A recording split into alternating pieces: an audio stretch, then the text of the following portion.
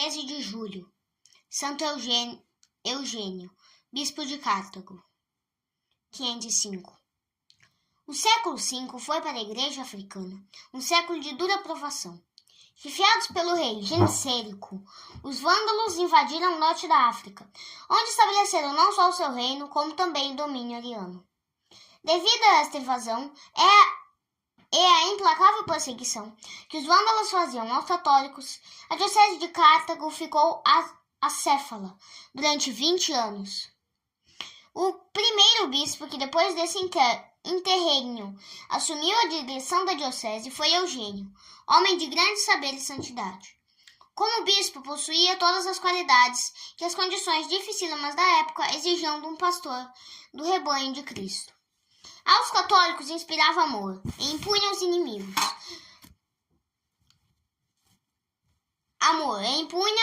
Respeito aos inimigos. Vivia em pobreza para poder socorrer os pobres. Vendo-lhe a grande influência sobre ricos e pobres, os arianos denunciaram-no, pelo que o rei Hunérico lhe proibiu a pregação da doutrina. Eugênio desprezou essa ordem do rei, dizendo, com o apóstolo São Pedro, cumpre obedecer mais a Deus que aos homens. Hunérico começou então a perseguir abertamente os católicos, particularmente os vândalos que se tinham convertido ao catolicismo. Mandou pôr sentinelas às portas das igrejas para vedar a entrada de todos os que se apresentassem em traje vândalo. Muitos foram brutalmente espancados e, para intimidar o povo, os soldados de Hunérico cortaram o cabelo às mulheres que teimavam conseguir a entrada na igreja.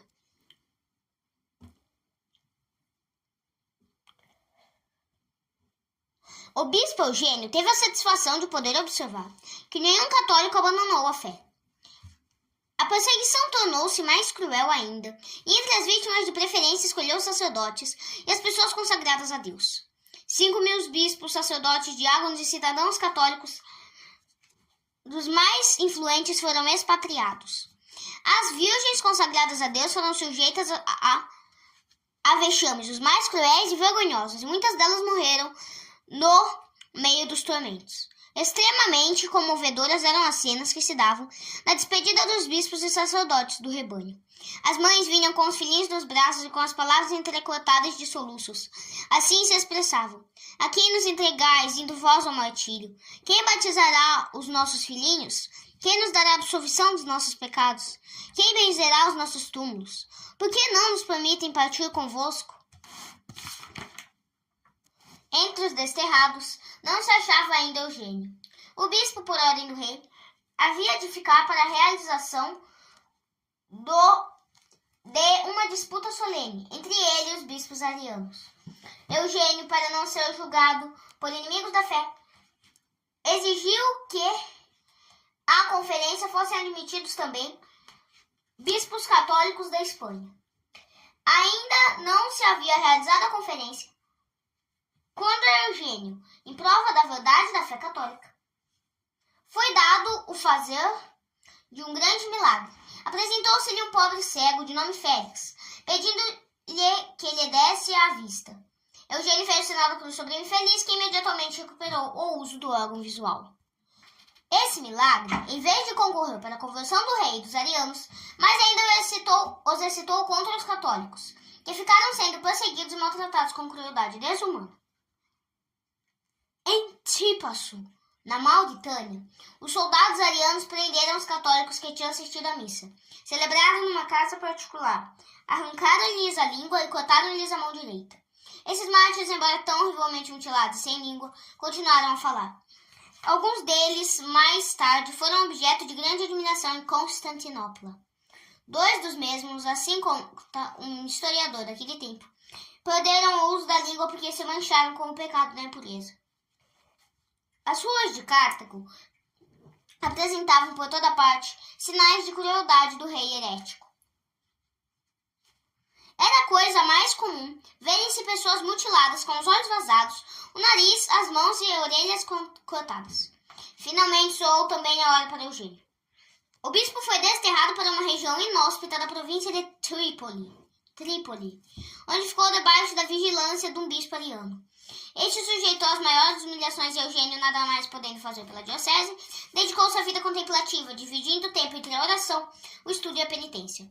No desterro dirigiu seu rebanho uma pastoral, no qual se lêem as seguintes frases: entre lágrimas os peço, vos exorto pelo dia terrível do juízo final, como pela vinda de Jesus Cristo no fim dos séculos, vos conjuro que permaneçais firmes na profissão da fé católica, conservai a graça do batismo e da confirmação, e ninguém de vós se aproxime a ser batizado segunda vez.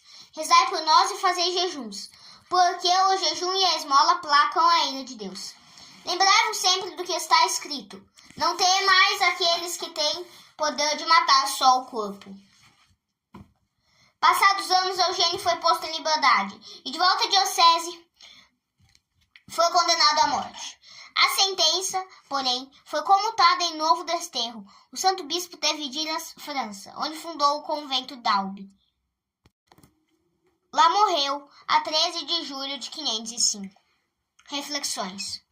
Lendo a vida de Santo Eugênio, deparamos com duas coisas que causam a nossa admiração: a firmeza e constância dos cristãos naqueles tempos na profissão da fé. 2. A sua dedicação aos bispos e sacerdotes.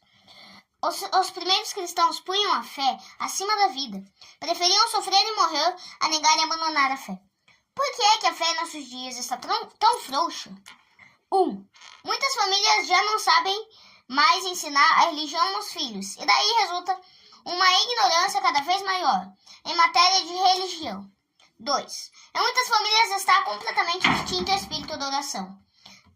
3.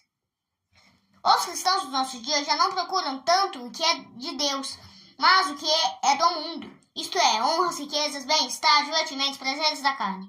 4. Em vez de conformar a vida com as regras da fé, muitos procuram amoldar a fé ao seu modo de pensar, aceitando só aqueles artigos da fé que pouca influência têm na vida prática e rejeitando os que se lhes incompatibilizam com o modo de viver. Quem nega um artigo da fé, nega a todos. Por exemplo, quem nega o sacramento da confissão, nega a fé à palavra de Cristo, que instituiu não só este, mas todos os sacramentos. A fé é uma planta delicadíssima, que deve ser tratada com todo amor, se não quisermos que murche e morra.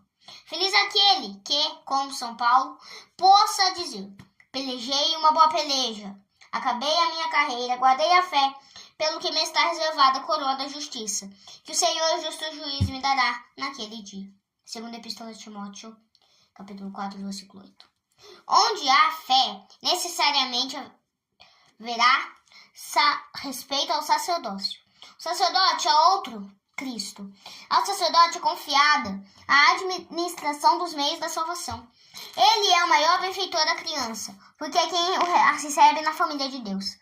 É o sacerdote quem ensina a religião e como ela implanta nos corações dos homens e os princípios da caridade, de justiça, de amor à ordem, de humildade e inocência. É o sacerdote que dá ao pecador contrito a paz da alma, no perdão divino. É o sacerdote que prepara a alma cristã para a viagem à eternidade. O sacerdote é o benfeitor da humanidade. Tem por missão a missão de Cristo. A glória de Deus é a salvação das almas. Quem é inimigo do sacerdote é inimigo da fé, inimigo de Cristo.